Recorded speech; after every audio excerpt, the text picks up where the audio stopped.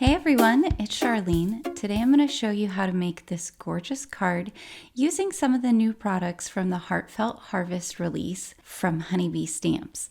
So we're going to dive right in. I'm starting out here with the Autumn Delight background stencils. There are 6 stencils here and they create a gorgeous background. We're going to do something a little different and we're going to stencil on pattern paper. So I'm using the Pinstripes and Polka Dots Harvest paper pack.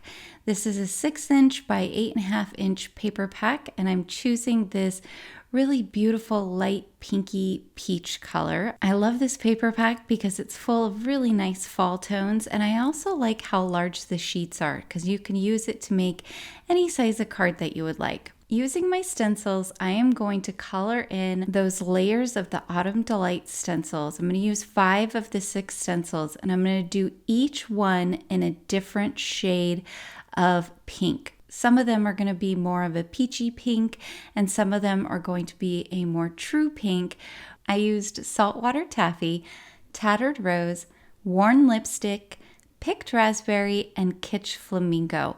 All of these colors work really well together, and you can see once I have each layer on there, it's all going to work really well together because all these pinks are going to play off each other and complement each other, and it just creates a really nice background. So here's the reveal. You can see now what I was talking about. Next up, we're going to use the Lovely Layers Dianthus. This is a great set. It's got all these beautiful layers. I'm going to cut everything out of white cardstock, and then I'm going to come in with a few of the same colors that I was using before, but I'm only going to go around the edges on these die cut pieces.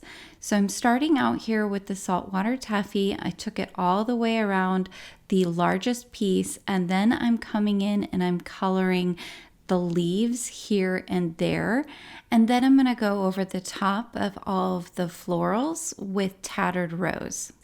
The reason is I'm going to come in with a different color here, and I'm going to go around the edges now of all of those floral pieces. I'm using Picked Raspberry for this, so we're going to get that really nice base color on the florals, but then we'll have these really bright, vibrant pink edges because of the Picked Raspberry. I'm leaving everything as is now because I still want there to be some white showing through on the florals, so that way they pop when we put them on top of that pink background. So I've cut out 2 extra of the large floral piece. This is what everything gets glued to, and I'm gluing all 3 pieces together. This is just to give it some stability and to create some dimension on the front of the card when we glue everything down. So you just put your glue on there, layer them on top of each other, and then you pinch around the edges just to make sure that everything is really well lined up. Now there's a couple of different ways you can put together your florals. I like to start with the smallest piece and go to the largest piece. Some people prefer to do the largest to the smallest, and sometimes I do it that way as well. There's no right or wrong way to do this. There is a great graphic though that shows you how everything is supposed to layer together, and that is really helpful. So I'm going to put the glue onto each piece, and then I'm just going to place it on top of the next largest piece. And it's actually really easy to figure out how these all layer up together because they only fit one way on top of the next layer, which makes it so much easier to put this style of layered die cut together. So I'm dotting my liquid glue on the back of each of these pieces. You don't have to dot your glue. It's just kind of a preference of mine. I tend to dot things because then I kind of know that there's glue everywhere that it needs to be. But then once I have added the piece down onto the next largest piece, I kind of just make sure it's lined up with my fingers by going around the edges, and then I press down. So now I have my first floral all put together here. And what I'm going to do is I'm going to kind of push on the center and pull the edges up with my fingers.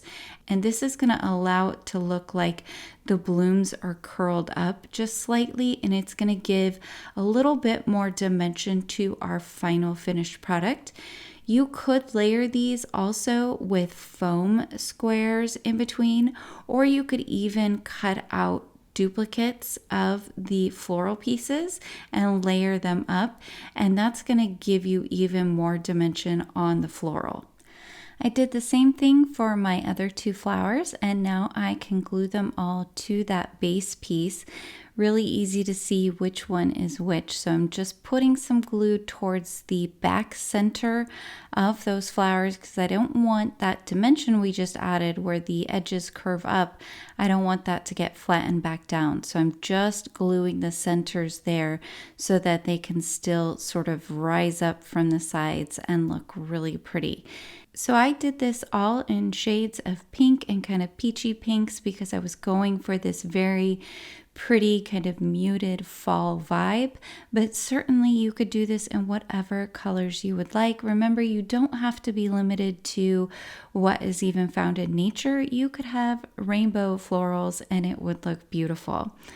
If you're ever at a loss as to what colors to choose when you are using the lovely layers sets, absolutely get online and just Google for images of that floral or whatever it is that you're using, and you can find a lot of inspiration out there for different colors that you could use when you're putting together your florals at home. And again, you could use colored cardstock. You don't have to do ink blending like I'm doing, but you also could use colored cardstock in combination with ink blending or with alcohol markers. There's a lot of different ways that you can put these together.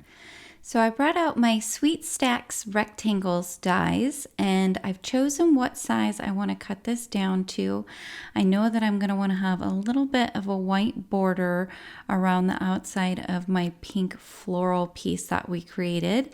And so I'm just moving it around until I find that perfect spot, and then I can tape down the corners of the rectangle so that I can run it through my die cut machine. And that's going to give me a perfect rectangle. I love these. The Sweet Stacks have pretty much any size you could possibly need of rectangle. So now I've brought in 2 extra die cuts that I made of the large floral piece, and I did these out of vellum. And this is so that I can create the look of more florals without actually having any more florals. That'll make more sense once you see it all together. But now I'm taking those leaves that I colored with the Saltwater Taffy earlier, and I'm actually applying them to this piece. So now when this vellum piece is peeking out behind the other piece that has all of the colored flowers and everything on it, it's going to make it look like there's a whole nother piece potentially behind there. So you can see I'm just laying everything out kind of how I think I'm going to want it. And I'm doing it so that my 2 vellum pieces are offset to the left and to the right of the fully finished piece that we put together with all of that ink blending on there. Once I get it how I like it, I can just carefully remove the top piece using some reverse tweezers. So happy that reverse tweezers exist. They make my life so much easier when I'm putting together cards. And then I can just add some glue along the back here and there on the floral piece so I can glue it onto the vellum. You don't need a ton of glue here, but you do want to have enough on there that it is going to stick to the vellum. So I'm just kind of dotting around here and there around the back of my piece. Some of this is not going to land on the vellum, and that's okay. I do have to keep in mind though that I have to wipe down my surface once I'm done here because I don't want to then accidentally get glue on something else that isn't supposed to have glue. But once I have that down, I can adhere it to that first piece of vellum that's underneath there. And then I can lift up the 2 combined pieces, put the glue on the back of the vellum piece, and then glue that whole piece back down to the second vellum piece. I hope that makes much more sense as you're watching me do this, but you can see now I have this lovely shadow on each side, but it also has all of this extra dimension. Really pretty. For my white background edge, I'm actually bringing in this gorgeous cover plate, the Fall Flourish cover plate, and I'm cutting it out of white cardstock. And now I'm going to put together my sentiment, and for that I'm going to be using the Heartfelt Hello stamps and dies. These are really pretty. It has a nice variety of sentiments, which I like. And you're going to see I really like the dies that go with this set because they cut so closely to the sentiments, and even the little inset parts are cut out. Now I didn't use both sentiments, but I wanted to stamp more than one out just so I could see which one I liked better. And then the one that I didn't like as much for this particular card, I just stuck it in the back pocket of my storage pouch. So that way it's there and ready for next time if I need to grab a quick sentiment. I like to do that because it gives me variety when I'm putting together my card, especially while I already have everything out. I think it makes sense to stamp more than one sentiment so that you can pick which one you like better. I did die cut a couple of extras of the sentiments so that way I could layer those up with some liquid glue, so that way they have some dimension on the card, and now I can put the entire card together.